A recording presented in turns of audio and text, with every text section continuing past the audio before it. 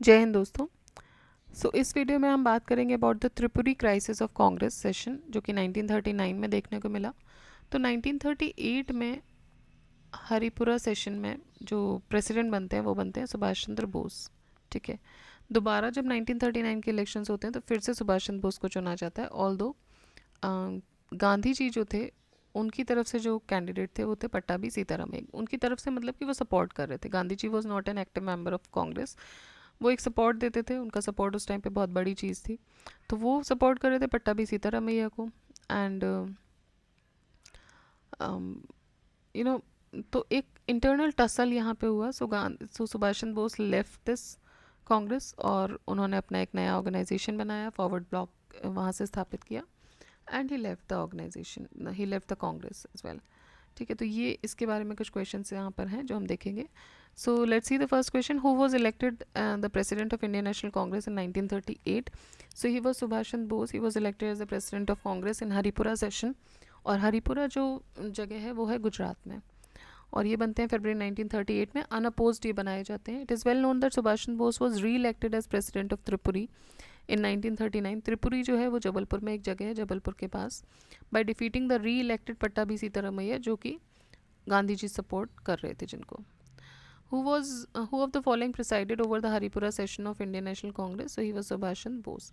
Haripura, where annual session of INC was held under the presidency of Subhash Chandra Bose, is situated in the state of. So Haripura है गुजरात में. Subhash Chandra Bose was chosen president of Congress in Tripuri session of Indian National Congress in the year 1939. Tripuri कहाँ पर है ये पूछ रहे हैं, तो त्रिपुरी है जबलपुर के पास, where Congress session of 1939 was held. Subhash Chandra Bose was elected president by defeating Pattabhi Sitaramayya with 1580 votes over 1377 votes. When was Tripuri session of INC held in which Netaji was elected as the president of Congress? It was held in 1939. In which of the following session of INC Subhash Chandra Bose was elected as president for the second time? So ये त्रिपुरी में हुए थे। Unopposed हुए थे पहली बार, री-इलेक्ट हुए defeating Pattabhi Sitaramayya जो कि सपोर्ट इनको मिल रहा था गांधी जी का। But on the question of forming of working committee एक डिस्प्यूट आता है गांधी और बोस के बीच में। After this Bose resigned and doctor Rajendra Prasad को प्रेसिडेंट बनाया जाता है। Netaji Bose became the president of INC by defeating Pattabhi Sitaramayya. Subhash Chandra Bose defeated Pattabhi Sitaramayya and became the president of INC so he became in 1939 Tripuri session. Who became the president of INC after resignation of Subhash Chandra Bose? तो ये बनते हैं doctor Rajendra Prasad. The whole dispute between the Bose and right wing after the Tripuri session of Congress centered around the question of formation of Congress working committee. तो ये जो पूरा dispute था ये कांग्रेस वर्किंग कमेटी के बनने पर था. गांधी जी अगेंस्ट थे the pure point of view about modernisation and working conduct of Subhash Chandra Bose. तो गांधी जी को जो वर्किंग कंडक्ट था सुभाष चंद्र बोस का वो उतना पसंद नहीं था. वो बहुत ज़्यादा मॉडर्नाइजेशन के व्यू पॉइंट से थोड़ा सा डिफर करते थे. एंड सुभाष चंद्र बोस के पास जो आइडियाज़ थे वो थोड़े से कंपैरेटिवली न्यू थे. सो इन दोनों के बीच में इसलिए टसल हो रहा था. Which Indian nationalist leader looked upon a war between Germany and Britain as a God-sent opportunity, which would enable Indians to exploit the situation to their advantage? तो सुभाष चंद्र बोस जी ने इस अपॉर्चुनिटी को एक गॉड सेंट अपॉर्चुनिटी के तौर पे देखा जो कि इंडियंस को it will enable Indians to exploit the situation to their advantage.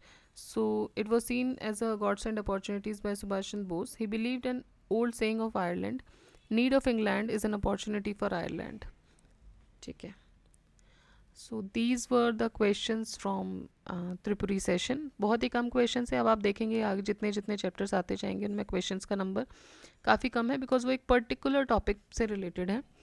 तो बस हमें जल्दी से उनको रिवाइज़ करना है. अगर 5 मिनट का वीडियो है तो आप हार्डली आप 5 मिनट में पूरा चैप्टर आप रिवाइज़ कर पाएंगे in the sake of PYQ. ठीक है, तो PYQs में जो क्वेश्चन आए उसके अकॉर्डिंग.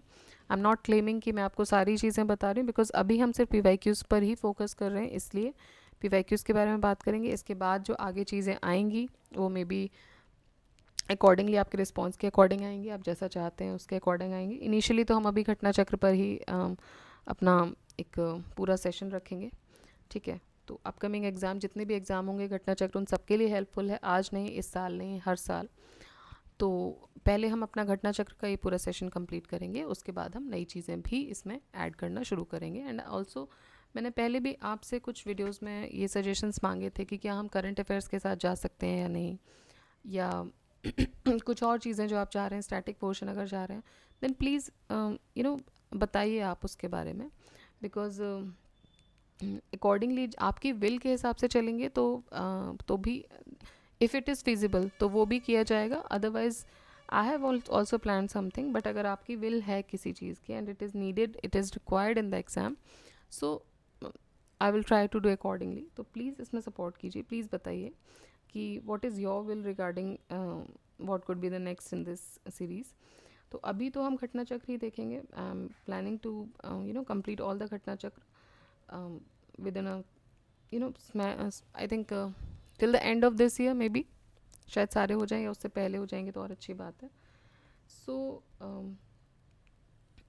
देखिए, आपको आपका काम है रिवीजन करना, आप अपने लेवल पर रिवीजन कर ही रहे हैं। यहाँ से एक सपोर्ट बस मैं आपको दे रही हूँ, उसको रिवाइज़ करने में, एक जल्दी रिवाइज़ करने में। आप लोगों ने सब कुछ पढ़ा हुआ है, ईजीली आप अच्छे से ये सब चीज़ें कर सकते हैं, ठीक है। तो आप बताइएगा कैसे हो पाएगा, कोशिश रहेगी उससे जल्दी हो। हिस्ट्री थोड़ा सा बड़ा एक सिलेबस है, और ज्योग्राफी भी एक कंपैरेटिवली बड़ा सिलेबस है। बाकी चीज़ें जो हैं वो जल्दी कंप्लीट हो जाएंगी, जल्दी कवर हो जाएंगी। तो will be trying to do it as early as possible, जितना पॉसिबल हो पाए। इसीलिए जो मेजर सब्जेक्ट्स हैं वो हम पहले कर लेंगे, आपके अपकमिंग एग्जाम से पहले ही कोशिश रहेगी कि वो कंप्लीट हो जाएं। और बाकी फिर धीरे धीरे एक बार इसका पूरा एक सेट बना के विल बी कीपिंग, जिससे कि जब आपको रिवाइज़ करना हो, जिस भी अपकमिंग एग्ज़ाम के लिए रिवाइज़ करना हो, तो आपके पास एक पूरा रिवीजन सेट रखा होगा इस चैनल पे, ठीक है। तो पढ़ते रहिए, बताइएगा, अपने व्यूज़ भी बताइए। Keep revising, keep studying. जय हिंद, जय भारत।